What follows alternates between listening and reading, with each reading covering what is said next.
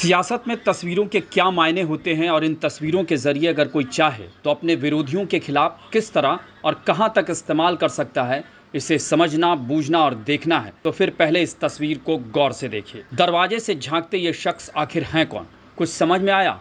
अगर नहीं तो फिर आइए हम पहले फौरी तौर पर आपको ये बता देते हैं कि इस तस्वीर में जो शख्सियत दिख रहे हैं वो कोई सामान्य नहीं बल्कि एक नामचीन सियासी शख्सियत है। जी हाँ, गौर से देख भी लीजिए और सुन भी लीजिए। दरवाजे से झांकते ये कांग्रेस पार्टी के राष्ट्रीय अध्यक्ष मल्लिकार्जुन खड़गे हैं।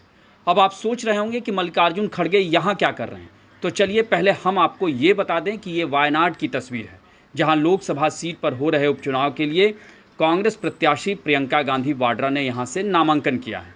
और ये तस्वीर वहीं की है जिसका वीडियो सोशल मीडिया पर खूब वायरल है। और इस वीडियो को मल्लिकार्जुन खड़गे के अपमान से जोड़कर बीजेपी अब कांग्रेस पार्टी से ज़्यादा गांधी परिवार पर हमलावर है। बीजेपी इस वीडियो और कुछ तस्वीरों को दिखाकर किस कदर कांग्रेस पार्टी और गांधी परिवार पर निशाना साध रही है, उसका अंदाज़ा इस बात से लगाया जा सकता है कि बीजेपी ने इसके लिए बाकायदा प्रेस कॉन्फ्रेंस भी कर डाली। और इस दौरान बीजेपी प्रवक्ता गौरव भाटिया ने क्या क्या कहा, पहले खुद उन्हीं की जुबानी सुन लीजिए। दलित समाज को इस्तेमाल करना अगर कोई जानता है तो वो गांधी परिवार और कांग्रेस पार्टी। एक तस्वीर है ये देखिए।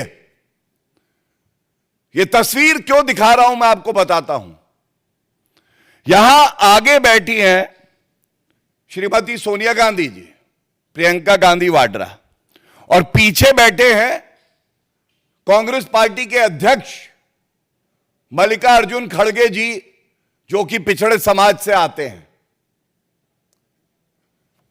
यह क्या दर्शाता है? यह दर्शाता है नाम के लिए, राजनीतिक लाभ के लिए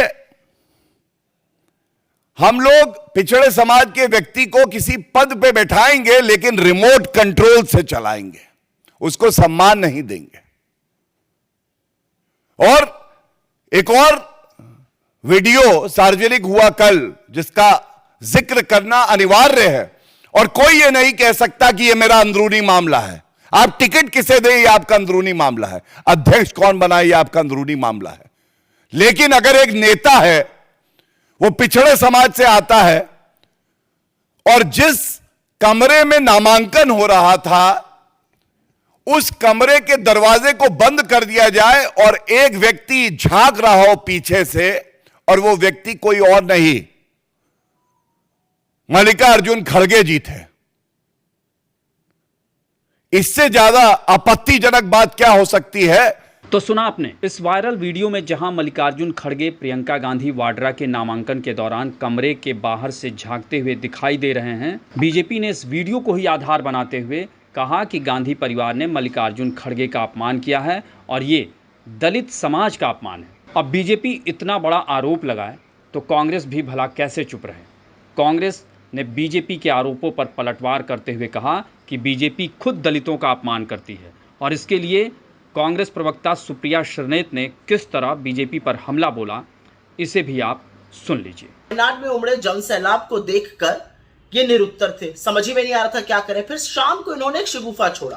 कांग्रेस अध्यक्ष मल्लिकार्जुन खड़गे जी के लिए सफेद झूठ बोला, लेकिन कुछ ही मिनटों में इनके झूठ का पर्दाफाश हो गया और इन झूठों को मुंह की खानी पड़ी। पता नहीं क्यों ऐसे लीचड़ काम करते हैं, इस तरह की हरकतें करते हैं भाजपाई, ऐसा झूठ बोलते हैं जो तस्वीरों के साथ बिल्कुल इनका पर्दाफाश हो जाता है। असलियत यह है कि नामांकन के वक्त डीएम के कमरे में प्रत्याशी को मिलाकर मात्र 5 लोग बैठ सकते थे। जब खड़गे जी, सोनिया जी और राहुल जी वहां पे पहुंचे तो वहां पर ऑलरेडी कुछ लोग बैठे हुए थे। जैसे ही वो कमरे से निकले, उनको पता चला ये लोग आ गए, वो लोग कमरे से निकले, उसी वक्त खड़गे जी, सोनिया जी और राहुल जी अंदर आए और खड़गे जी आकर प्रथम पंक्ति में बैठे। सोनिया जी सीपीपी की अध्यक्ष होने के बाद भी पीछे वाली पंक्ति में बैठी। हमारा अपने अध्यक्ष के लिए भरपूर सम्मान है, लेकिन भाजपा बार बार जो खड़गे जी का अपमान करती है, शायद इसलिए करती है क्योंकि खड़गे जी दलित समुदाय से आते हैं, उस समुदाय से आते हैं जिनसे भाजपा नफरत करती है, जिनका सालों तक इनके जैसे लोगों ने शोषण किया है। हम अपने अध्यक्ष का सम्मान करते हैं, इज्जत करते हैं, और असलियत यह है कि अपना प्रचार प्रसार और नामांकन के पहले अगर प्रियंका जी किसी एक व्यक्ति के यहां आशीष और मार्गदर्शन लेने गई थी तो वो कांग्रेस अध्यक्ष मल्लिकार्जुन खड़गे जी थे। तो आपने बीजेपी को भी सुना, कांग्रेस को भी सुना। लेकिन यहाँ सवाल यही कि एक वीडियो को लेकर कैसे उस पर सियासत की जा सकती है, ये इसका एक सटीक उदाहरण है।